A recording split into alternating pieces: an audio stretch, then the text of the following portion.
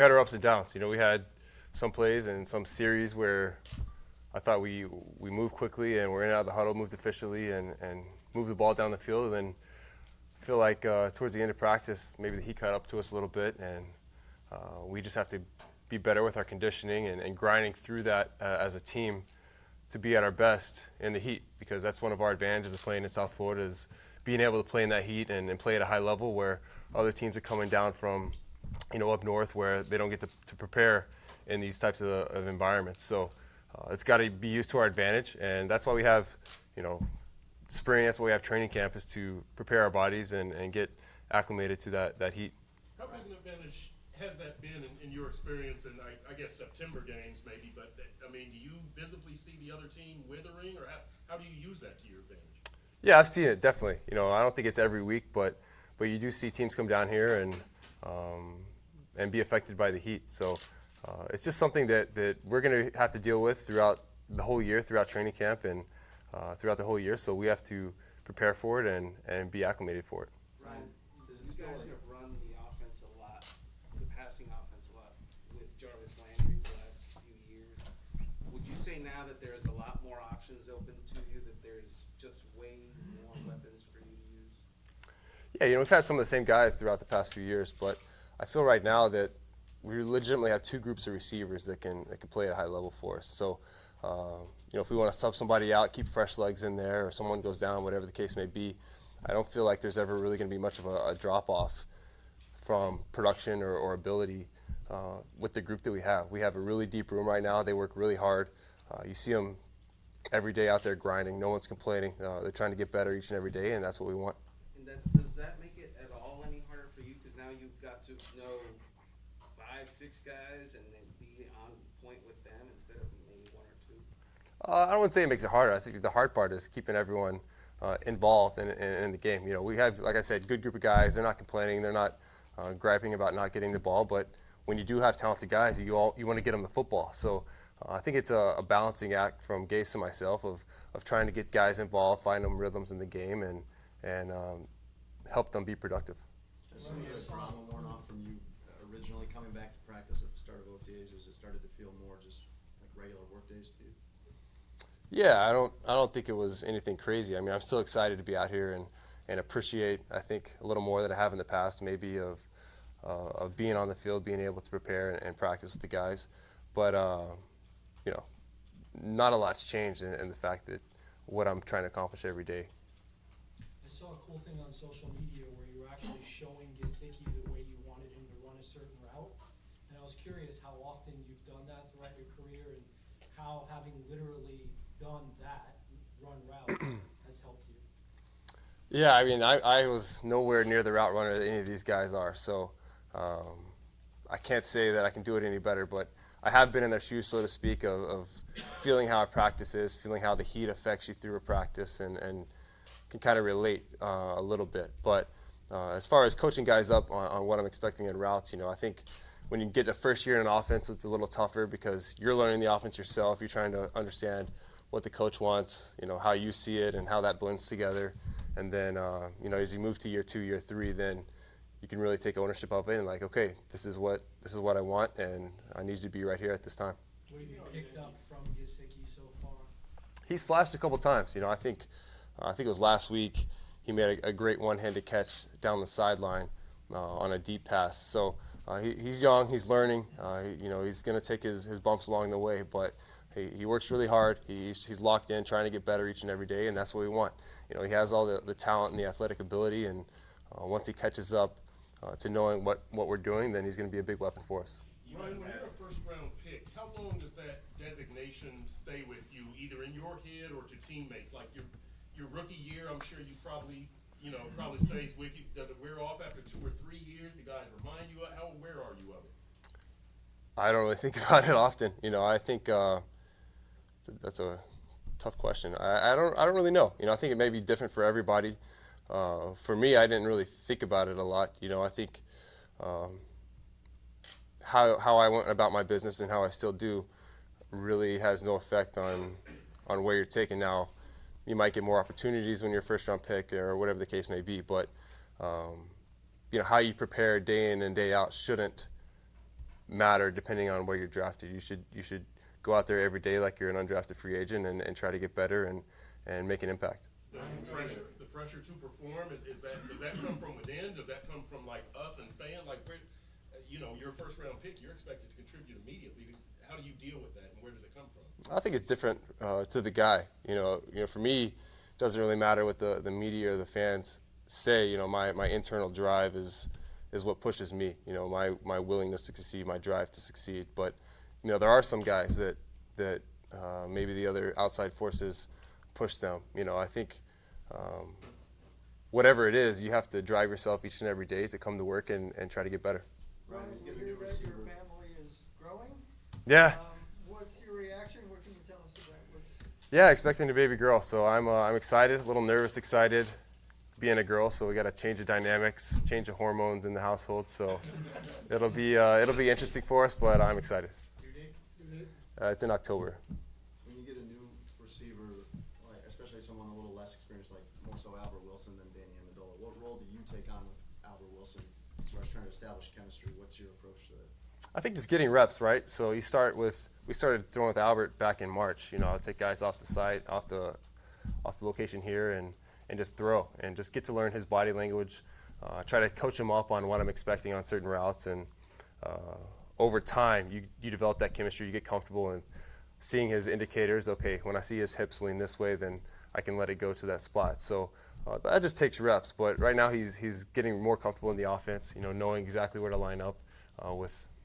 We do a lot of different formations, moving guys around, and it's tough on those guys. Those guys have a lot of pressure, a lot of things to learn. So they're doing a good job now of, especially Albert, of moving around and being in the right spot. Are you patient, or do you get frustrated easily when that's not where you want it yet? A little of both. I think I try to be patient. Sometimes I might be a little short-tempered on expecting guys to do what they're supposed to do.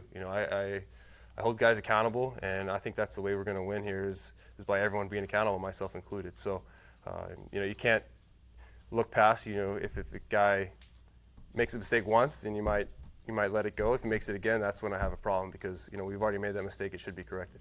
Ryan, you know you didn't play last year. How much more familiar are you with the offense? How much more comfortable are you just by watching from the sideline? Yeah, I learned a lot last year. I was in the meeting room, in this room as we installed. So was still around the game, still hearing, still seeing, the tape and learning. So, it's like I said last week. It's not like playing. It's not quite the same, but you do learn. You do pick up things. We installed things last year, and excuse me. It's not like it's the first time I'm hearing it now. It was new to me last year. I didn't run it, and I was never physically the quarterback running the play, but we installed it now, and I already feel comfortable running it because I've seen it run on tape. I've heard how we installed it, how we're teaching the guys, and now we can go execute. With the tight end position, this team hasn't had a high level of productivity since Charles played. What's it going to take to change that? Guys are going to have to come in and play well. I think, like I said, accountability is huge. Being in the right spot at the right time. We brought in some young guys who are really athletic. We have Marquise Gray, who's done a good job for us. AJ Derby, who's athletic on the outside. So it's really up in the air right now who's going to come out of that group and really lead the group. But we have some veteran guys, we have some young guys, and we're expecting somebody to really step up and make big plays for us. Speaking of first-round picks, what's your impression of this year's top pick so far? He's been good. He's flying around at practice. You see his mentality, his aggression. He plays aggressive. He plays what he sees and plays fast. And that's what you want to see out of DB is, you might make a mistake here or there, but if you're out there playing fast, you're going to make some big plays and really change games for us. So I'm excited of what I see so far.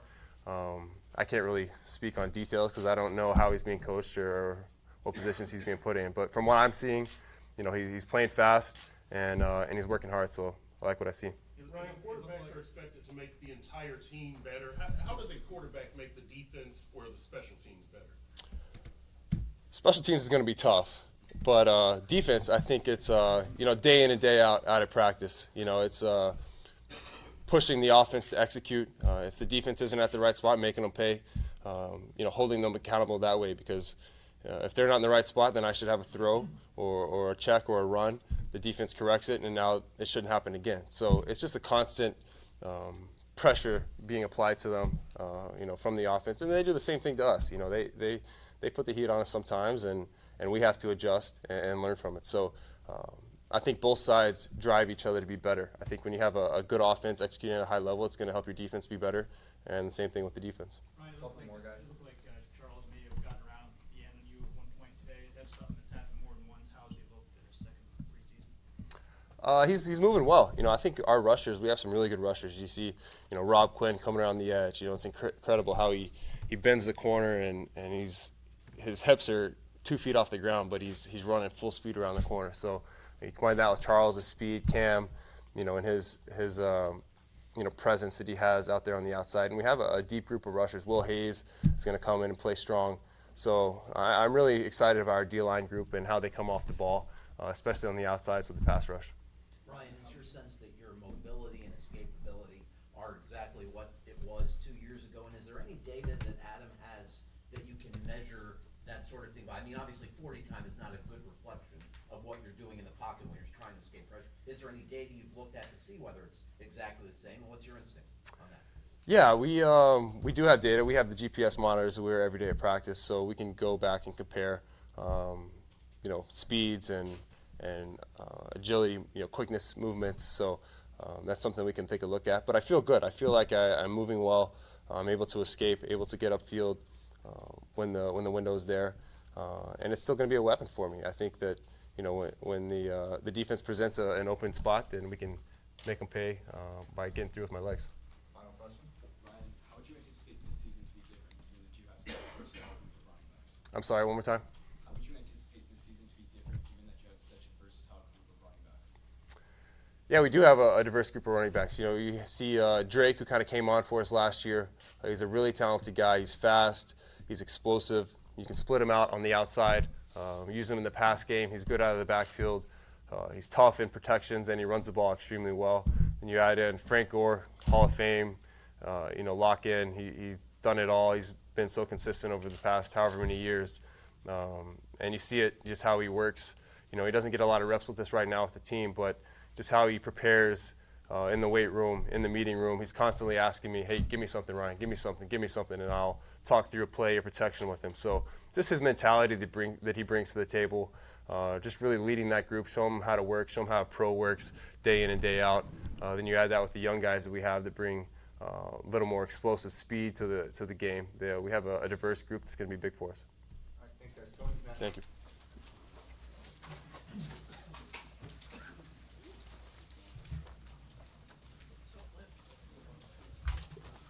I'm really close. It's been a tough grind, but it's been pretty good. I learned a lot about myself, learned a lot about the body, and I just try to put one foot forward every day and just keep grinding, getting better every day, and just trying to get right back to 100%. What's been the hardest part? The hardest part is just like, I would probably say it was just during the season, just not being out there and not being able to play and just seeing everybody grind and seeing all the team doing their thing and sticking together and things like that. That's basically the hardest part for me because I always want to be out there. But If you'd suffered that injury 15, 20 years ago, you might not play again. I mean, that was just the nature of medicine then. Or the doctors tell you that you're on track to be the same player you always were? oh yeah. I'm definitely on track to be the same player I always was. Just knocking off the rest right now, and I'm just grinding every day, getting better every day, going out there and competing, and just knocking off the kinks. Tony, did you ever have did you ever have a why me feeling, because you did start 13 games and 4 interceptions and you seemed ready to take the next step, and then the Achilles? I'll probably say I had that as soon as it happened, and then when I went in the training room after that, I was just like, I gotta take it one day at a time and just grind. I couldn't really have a why me and important me, so I feel like everything happened for a reason, and God put me here to make things happen and just take it one day at a time and just continue to grind. So that's why I just did that every day. Did you ever talk to Wake and guys that have been through it before in terms of things to do or how to speed up the process? Yeah, I talk to Cam all the time and about his whole process through it. I talked to Brent, and them guys just kept me upbeat on where they was at month 4 or month 5, or when did they first start walking again, start running, and when did it feel later down the line. So I always just ask for advice from them and a lot of other players around the league that had this injury or witnessed it up close and personal. So I'll probably just say they help me out as much as they can. Tony, other than hello, we really haven't spoken since if I know what happened. How did you get hurt?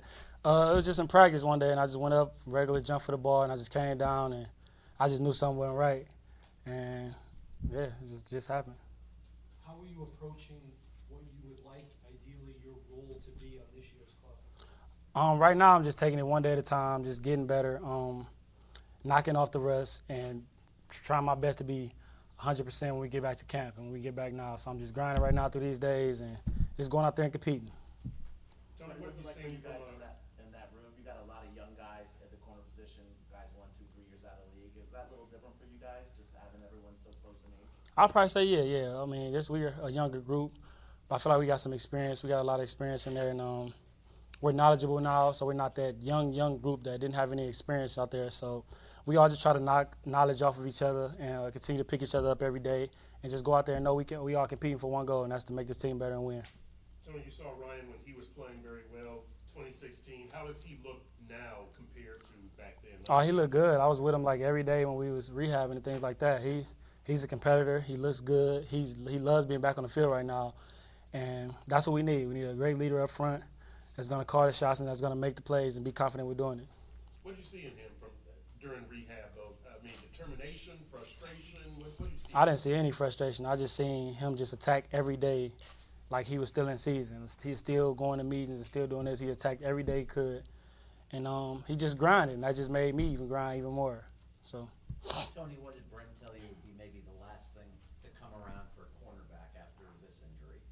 The last thing to come around, probably like the long speed. That's probably like the last thing he told me, but yeah, that was pretty good. Do you feel any weirdness in it? Does it feel strange, painful at all, or can you not even tell that you had surgery there? No, you can't really tell like that at all. I mean, sometimes it gets sore, but I don't feel like no pain or anything badly. It's just getting used to doing this again. So. We saw you sit out one day. Do you work every day, or is it every other day? No, I work every day. Just had a little soreness that one day, and but what is this, OTA 7? I've been in all 6 of them and things like that. So I'm just trying to go out here and grind, get better when I can, and just take it one day at a time. When you were playing your very best in the 2016 season, tell me about some of the things that you had figured out that were working.